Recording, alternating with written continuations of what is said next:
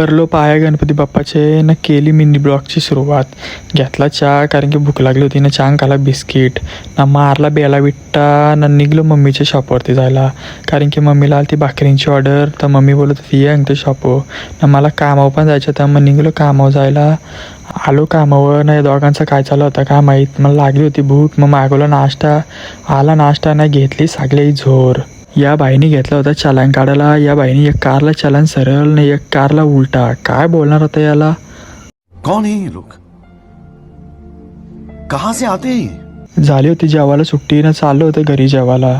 मान वाटलं घरी असेल काहीतरी भाजी. बघते तो होता चिकन ना. घेतली चिकन व झोरमं.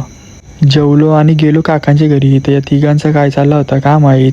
मग निघलो मी पण तसंच कामावर जायला ना. मध्ये नव्हता ऊसका रस पिला ना. निघलो पनवेलला जायला. गेलो वाडाला लेकवं कारण की थोडा तिथं काम होता. तसंच गेलो स्टेशनरीन घेतलं आपलं पेपर ना. निघलो कंपनीत जायला. आम्ही कंपनी याला कंपनी झाली बंद ना. मग गेलो आर्यनला सोराला विचुंब्याला.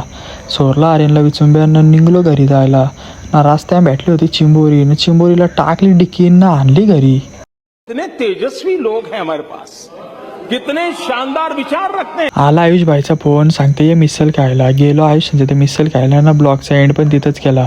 आजचा ब्लॉग कसा वाटला कमेंटमध्ये नक्की सांगा.